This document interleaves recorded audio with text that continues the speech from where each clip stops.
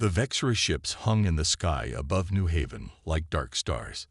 Their hulls gleamed with a metallic sheen that seemed to absorb light rather than reflect it. For the 10,000 human colonists who had made this distant planet their home, the site had become a constant reminder of who truly ruled their lives. John Carter stood at the window of his small prefab home, watching the patrol ships make their daily circuit. At 42, his body still carried the muscle memory of his military days, though he had traded his uniform for the plain work clothes of a colony security chief years ago. His weathered face showed lines of worry that hadn't been there when he'd first arrived with the initial wave of settlers. "You're going to be late for the meeting," Alice said, coming up behind him. She placed a gentle hand on his shoulder, her medical coat still on from her morning shift at the colony clinic. John nodded. "I know. I just needed a moment." What he didn't say was that he needed a moment away from pretending, away from nodding respectfully at the 8-foot-tall Vexra enforcers who patrolled the streets, away from filing reports that downplayed the incidents that left humans with broken bones and worse.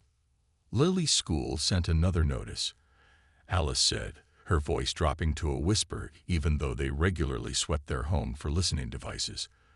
"They're adding mandatory Vexra cultural studies to the curriculum." "Indoctrination, you mean?" John replied, his jaw tightening.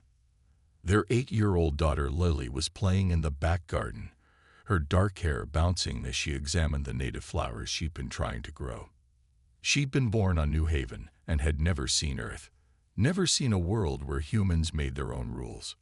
"Dad, come look," Lily called out, her excitement cutting through his dark thoughts. John stepped outside, breathing in the sweet-scented air that was one of New Haven's few natural pleasures.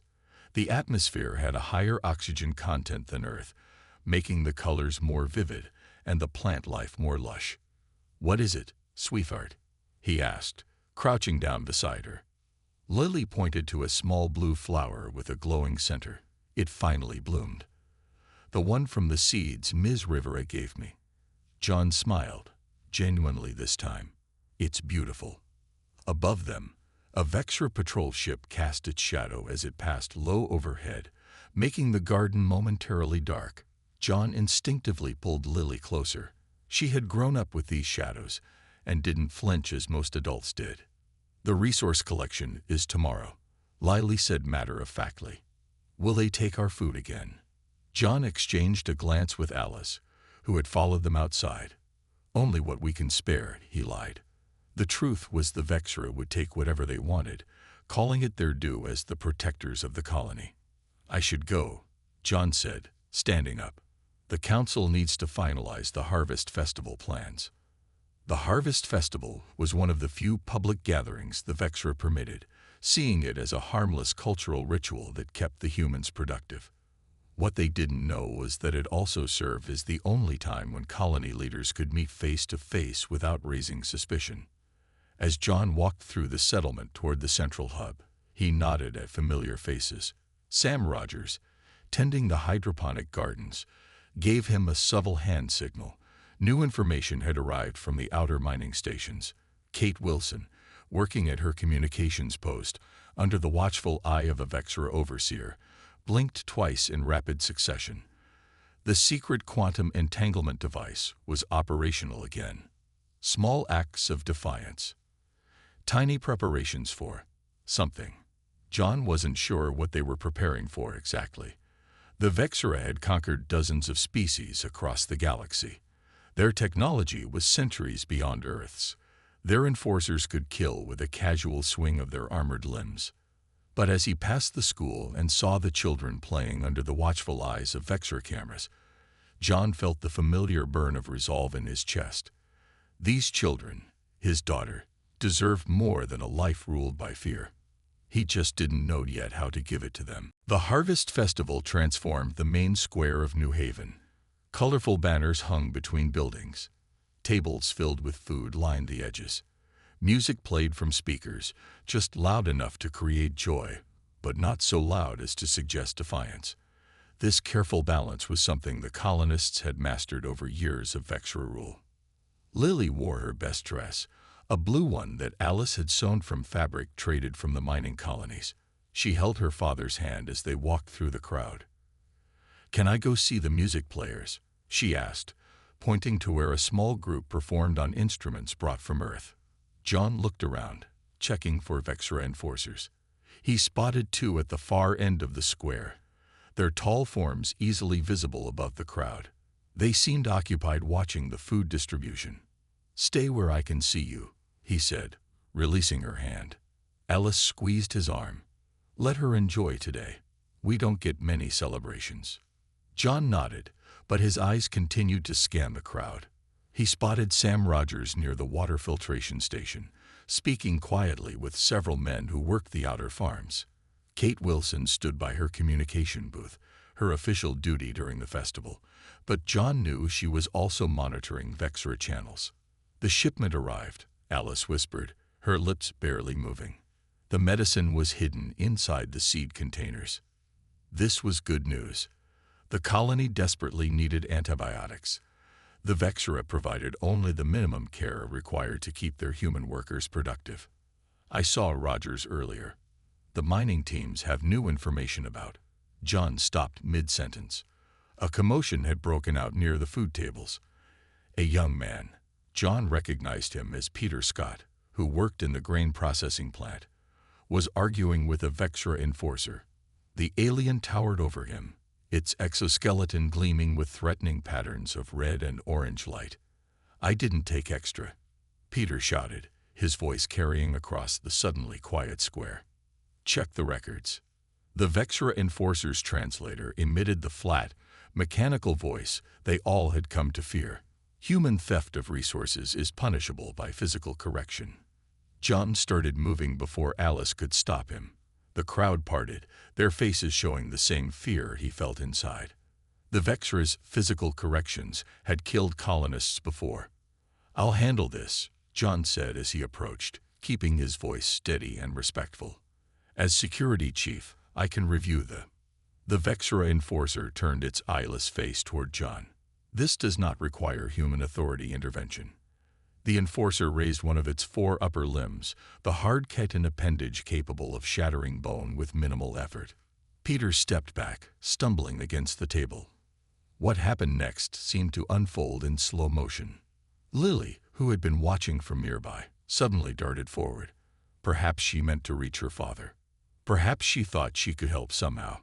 Her small form appeared in the space between Peter and the Vexra enforcer.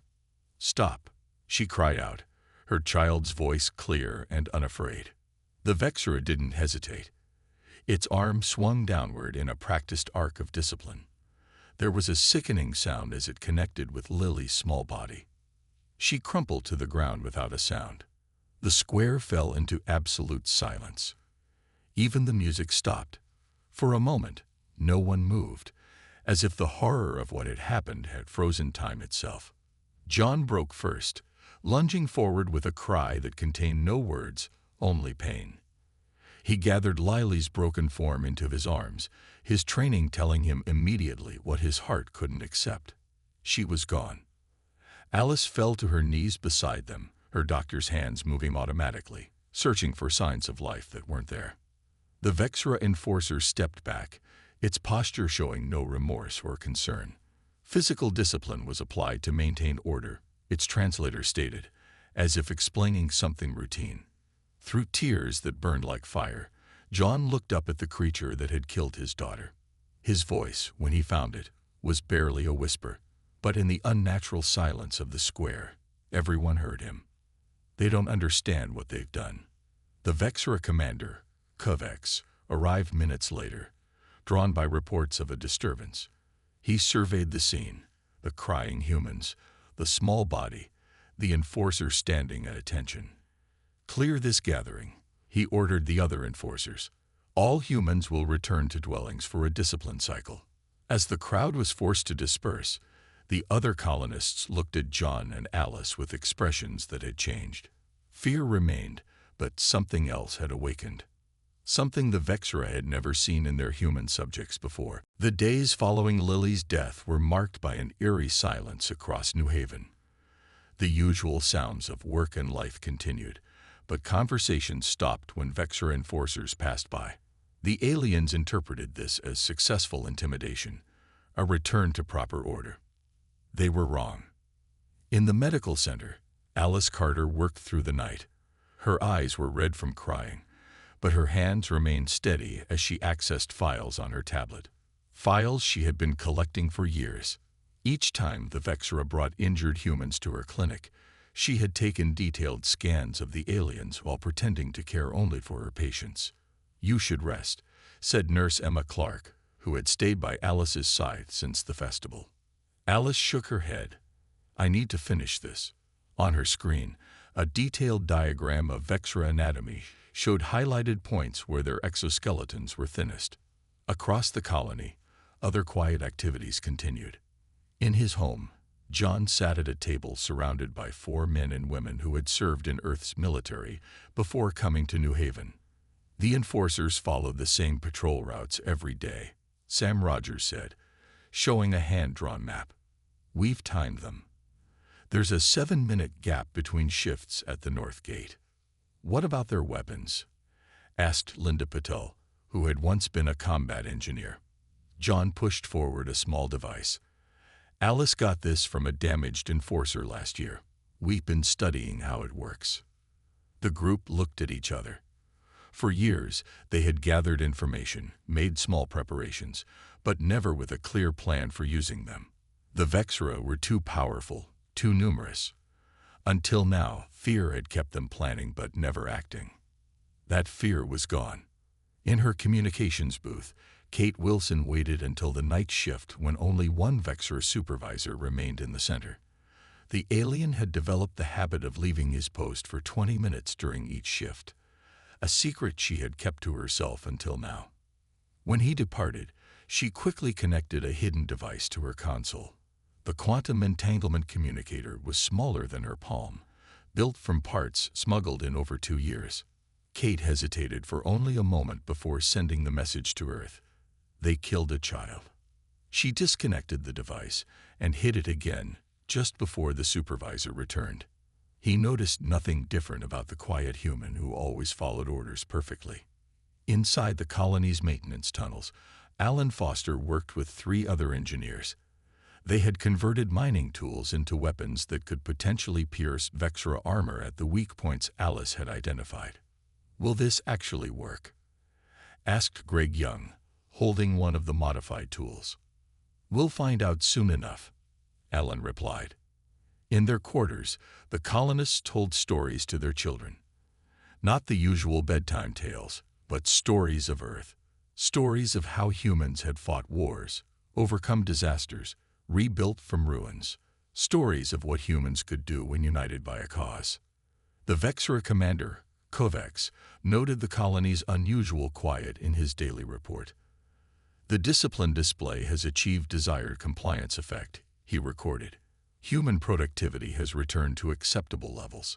What he failed to notice was how the humans no longer looked at the ground when enforcers passed.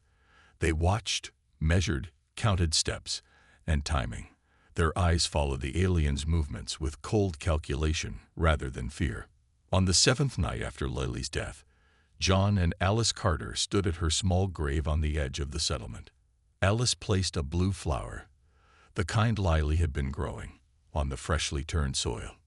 "The message reached Earth," John said quietly. "Kate confirmed it today." Alice nodded. "Are we ready for what comes next?" John took her hand. "No, but neither are they." As they walked back to their empty home, they passed other colonists who nodded in silent acknowledgement. No words were needed. The same thought connected them, all like an invisible thread. In the command center, Kovacs reviewed security footage, noting with satisfaction how the humans moved efficiently through their tasks. Heads down, voices low. Perfect subjects, controlled by fear as all lesser species should be. He didn't understand that what looked like submission was actually concentration. The colony wasn't cowering. It was preparing. 2 weeks after Lily's death, the lights in the Vexra command center flickered and went out. Emergency systems activated seconds later, casting a dim red glow across the control room. "System malfunction. reported a Vexra technician. Power source disruption. Kvex moved to the central console. Activate the backup generators. Already attempted, the technician replied. Response negative. This was unusual. The human engineers maintained the colony's power systems with strict efficiency. Failures of this magnitude did not happen. Send enforcers to the power station, Kvex ordered. Bring the maintenance humans here for questioning. 3 enforcers left the command center. They did not return. After 30 minutes of silence, Kvex sent 3 more enforcers to investigate. When the second team also failed to report back, he accessed the security cameras. Most showed only empty corridors. The feed from the power station was offline. All enforcers to alert status, Kvex commanded. Possible human disruption activity. When full power returned an hour later, Kvex discovered the first team of enforcers dead in the power station. Their exoskeletons had been breached at specific points, the joints where the armor was thinnest. The second team was found in similar condition near the communications array. For the first time in his career as a colony commander, Kvex felt something unfamiliar. Uncertainty. Find the human security chief, he ordered.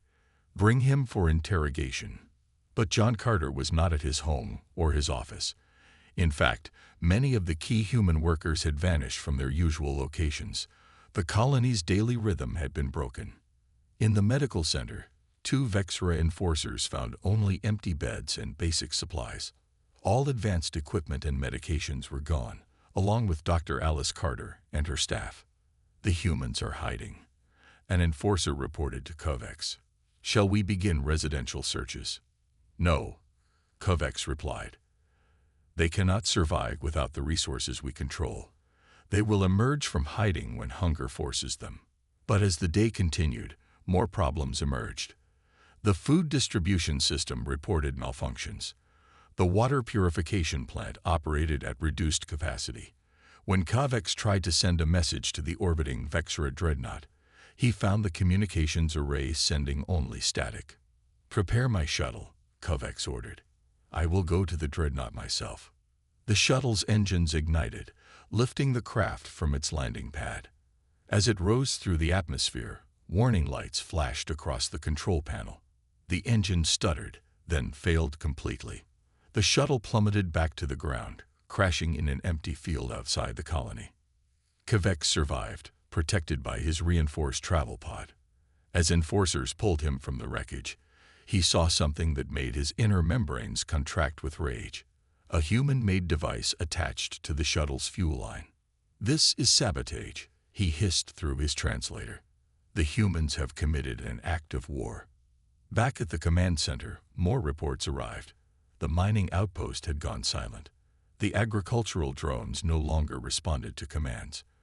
Most disturbing of all, the human informants who had been loyal to the Vexra were being found dead, one by one, each with a child's drawing placed on their body.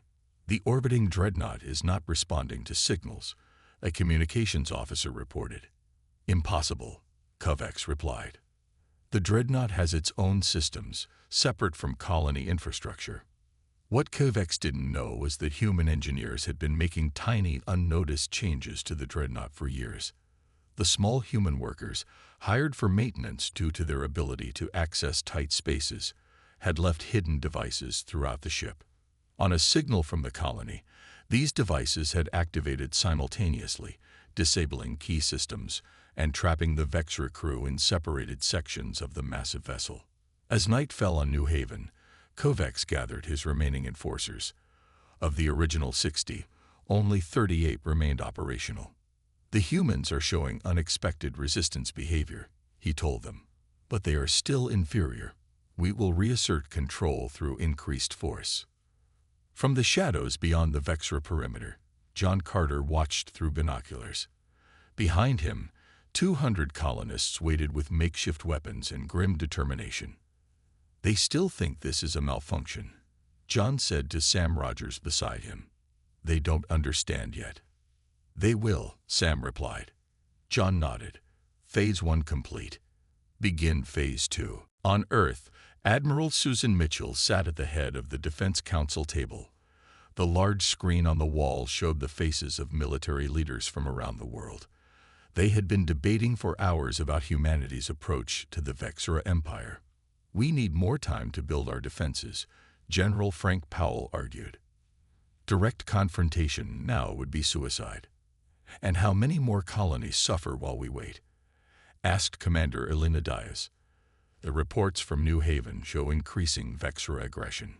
Susan was about to respond when her aide rushed in and handed her a small data pad. Her eyes widened as she read the message that had traveled faster than light through the quantum network.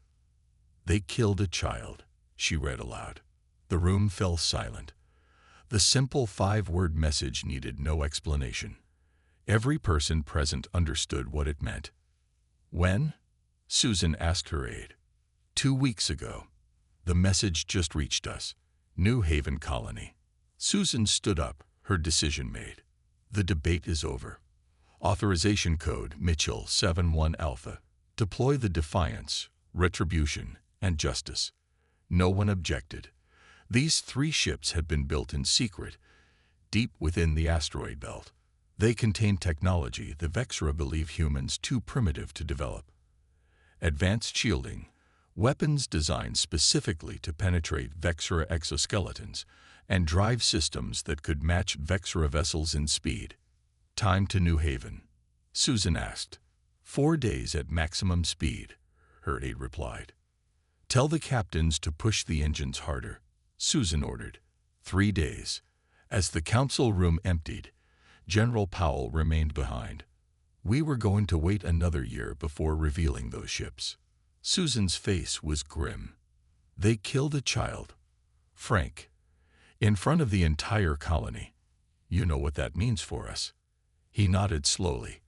"I'll activate the sleeper cells in the other colonies. They should be prepared when the Vexera realize what's happening." In the massive underground hangar beneath Lunar Base Alpha, 3 ships hummed to life. Each was twice the size of the largest vessel humans had publicly revealed to the galaxy. Their hulls were dark, absorbing light rather than reflecting it, a technology reverse-engineered from captured Vexera scout ships. Captain Laura Garcia stood on the bridge of the Defiance, watching as her crew prepared for departure. "All systems online," her first officer reported. "Weapons primed. Shields at maximum."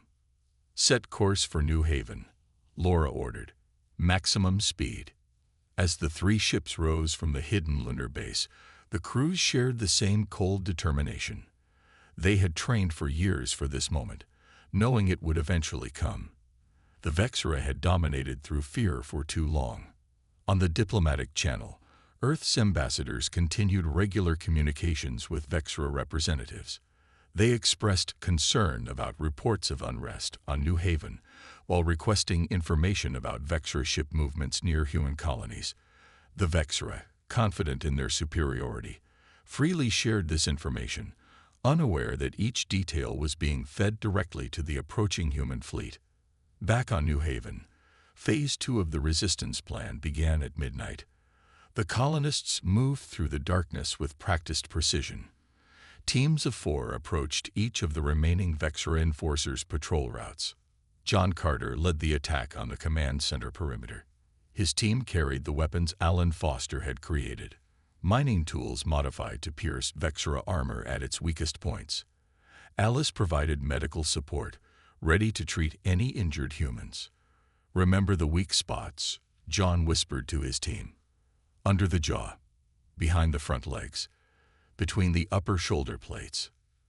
The night vision goggles they wore, smuggled piece by piece over years, allowed them to see the heat signatures of the Vexera guards. The aliens' exoskeletons showed cooler than their internal organs, making the target points visible as warmer spots. The first enforcer fell without making a sound, Alan's modified mining drill finding the gap in its neck armor. The second managed to fire a warning shot before Sam Rogers brought it down.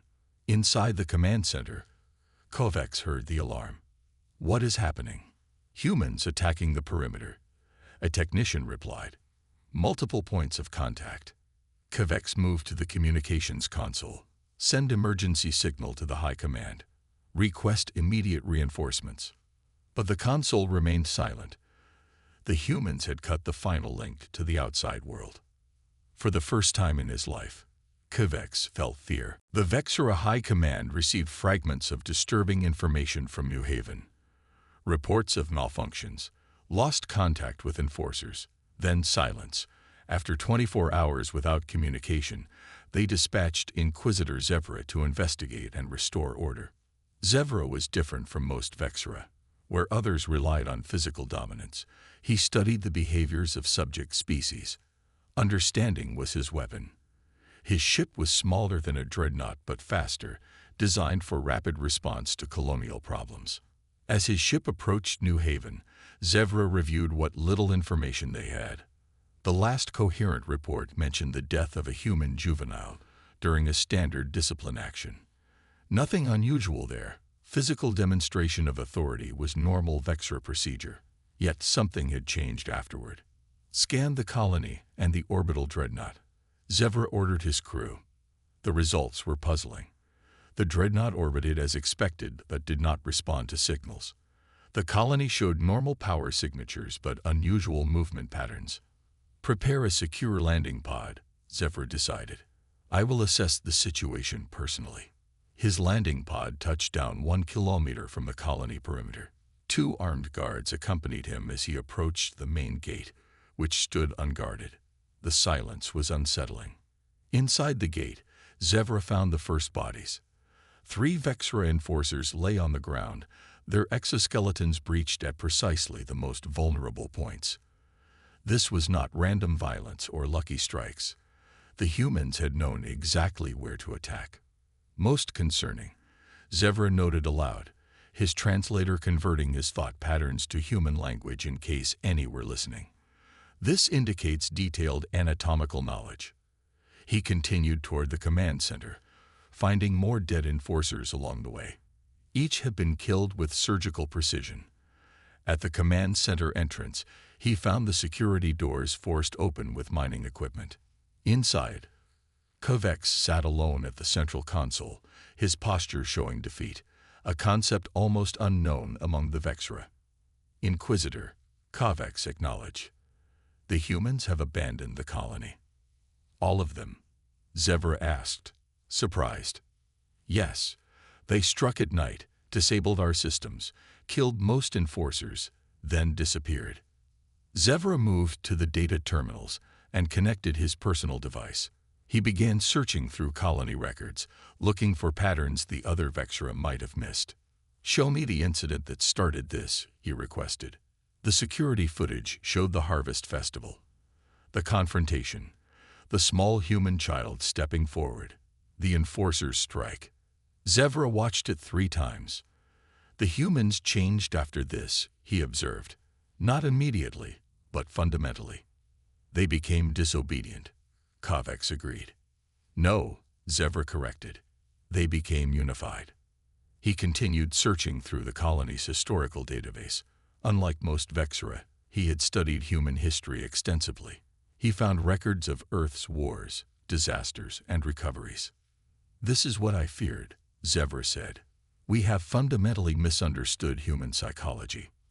They are simple beings who respond to force like all lesser species. Kovacs insisted.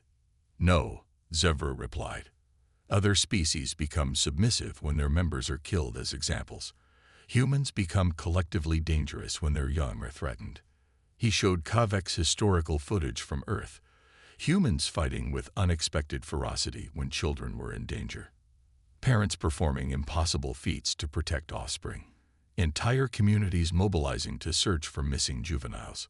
We believed fear would control them, as it controls other species we have conquered, Zevra explained. But humans transform fear into something else when their children are threatened. Kovacs's posture showed disbelief. They are primitives with inferior technology. Zevra connected to his ship's sensors. Scan complete. The humans have not abandoned the colony. They have relocated to the caves in the northern mountains, and they are gathering materials consistent with weapons production. He turned to Kovacs. I must contact the High Command immediately. The standard approach will not work here. But before he could return to his ship, the sensors detected new signals.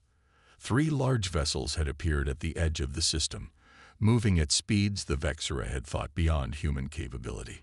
It seems, Zevri observed, that we have gravely underestimated them. The 3 Earth ships emerged from faster-than-light travel at different points around New Haven, surrounding the planet in a perfect triangle formation.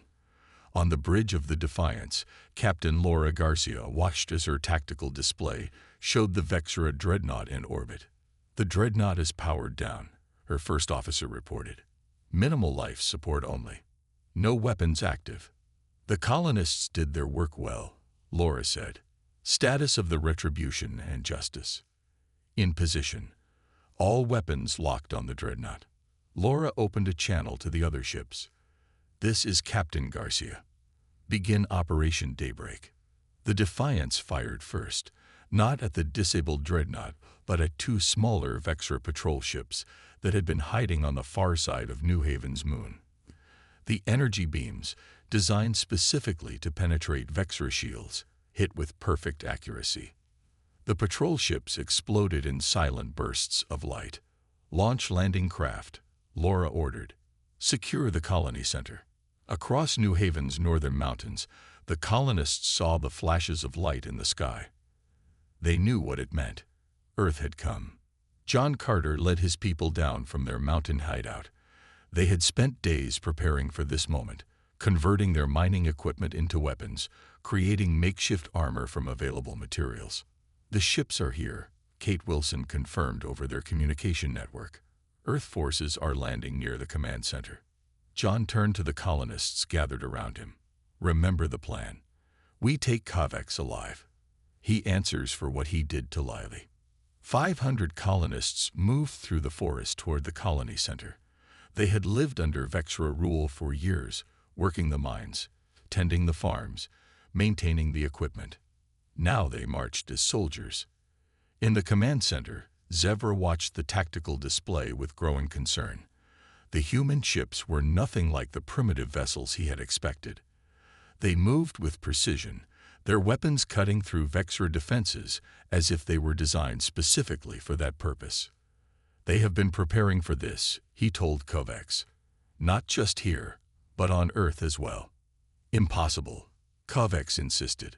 Our intelligence network would have detected such preparations. Unless they wanted us to underestimate them, Zevra suggested. The building shook as something exploded nearby. The remaining Vexera enforcers took defensive positions at the command center doors. We should attempt communication, Zevra advised. Offer terms. Kovacs's posture showed outrage. We do not negotiate with lesser species. Outside, John's colonists met with the Earth Forces landing party. Captain Garcia's second-in-command, Major Ben Harding, greeted John with a firm handshake. Admiral Mitchell sends her regards, Ben said, and her apologies for not getting here sooner. You're right on time, John replied. The command center is surrounded. We have about 30 Vexera trapped inside, including Kovacs. Major Harding gestured to his soldiers, who carried advanced weapons and armor. We'll take the lead. These weapons are designed to penetrate their exoskeletons at any point, not just the weak spots. Alice joined them, carrying her medical kit. There's something you should know.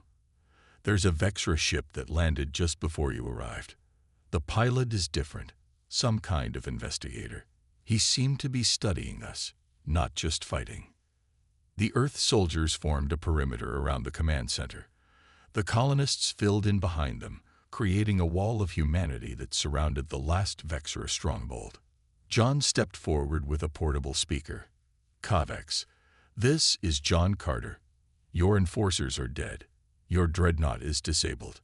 Earth forces have destroyed your patrol ships. You have one chance to surrender. Inside, Zevra turned to Kovacs. Let me speak to them.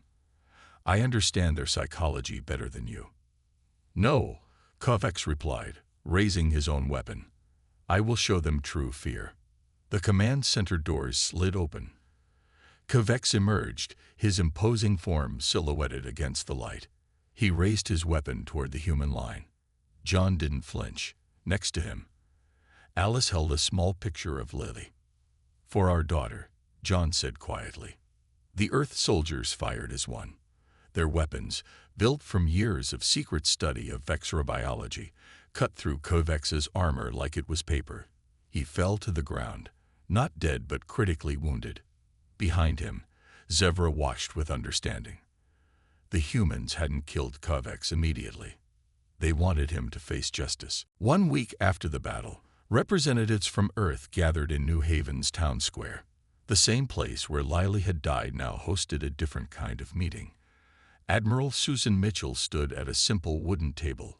Across from her sat Inquisitor Zevra, now the highest-ranking Vexra official willing to speak with humans. Between them, displayed on a screen, was the face of the Vexra High Commander from their home world. "Your colony has committed an act of war," the High Commander stated through his translator. "The punishment will be severe." Susan did not flinch. "No, your enforcer killed a human child. We responded as any human society would. Now you face a choice." She gestured to a display showing the positions of human ships throughout nearby systems.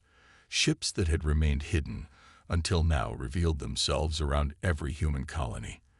The Vexra had believed they were monitoring primitive settlements. In reality, each colony had concealed advanced weapons and technology. "How is this possible?" the High Commander demanded. "Our intelligence indicated humans had limited space capabilities. We allowed you to believe that," Susan replied. "We watched. We learned. We prepared." Zevra stepped forward. "High Commander, I have studied human history extensively. They do not respond to fear as other species do. When threatened, especially when their offspring are threatened, they become more dangerous, not less." In a holding cell nearby, Kovex watched the proceedings through a screen. His wounds had been treated by human doctors, another surprise. In Vexra culture, captured enemies were not given medical care. John and Alice Carter stood at the back of the meeting room. They held hands tightly as they watched the negotiations that would determine the future relationship between humans and the Vexra Empire. "The Vexra Dominion does not retreat," the High Commander declared. Susan's voice remained calm. "Then you should know that we have sent the recording of your enforcer killing a child to every species under your control. They are watching to see what happens when someone finally stands up to you." This was the true power of what had happened. Not just the military victory, but the message it sent across the galaxy. The Vexra ruled through fear, but now others could see that fear could be overcome. The High Commander's posture shifted, a sign of uncertainty that Zevra recognized immediately. "We propose new terms," Susan continued. "The Vexra will withdraw from human space. You will acknowledge our sovereignty. We will establish proper diplomatic channels. Or," she paused, "we will continue what we started here." The meeting ended with the High Commander requesting time to consult with his advisors. As the screen went dark, Zevra turned to Susan. "They will agree to your terms," he said. "The Vexra understand power, and you have shown yours." "Not just power," John said, stepping forward. "Justice." That evening, the colonists gathered in the town square again. This time, not in fear, but in remembrance. They had created a small memorial where Lily had fallen, a simple stone marker with her name and a circle of the blue flowers she had loved. Alice placed a fresh flower at the base of the stone. "She would have been confused by all this," she said softly. "She just wanted to help someone." John nodded, and she did. She helped everyone. As darkness fell, the colonists lit candles around the memorial. Light spreading where once there had been only the shadow of fear. Word had already reached other colonies and even other species under Vexra control. The news spread like fire through dry grass. The Vexra could be defeated. 3 days later, the High Commander accepted the human terms. Vexra ships began withdrawing from human space. Inquisitor Zevra remained as the first official ambassador to Earth. Kovex was tried by a joint human-Vexra tribunal. His sentence, to work alongside the families of those his enforcers had killed, to learn their names, their stories, their humanity. As the first stars appeared in the evening sky, John and Alice walked home from the memorial. A small boy from the colony ran up to them, holding one of Lily's blue flowers. "For you," he said, smiling shyly. Alice took the flower and smiled through her tears. "Thank you, Ben." The boy ran back to his waiting parents. John watched him go, then looked up at the stars where the Vexra ships were leaving. "They never understood," he said quietly. "Killing that child didn't inspire fear.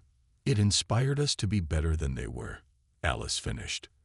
"To fight not just for ourselves, but for all children, everywhere." In the years that followed, the story of New Haven spread throughout the galaxy. Not just how humans had defeated the Vexra, but how they had offered justice instead of vengeance. How the death of one small girl had shattered an empire built on fear.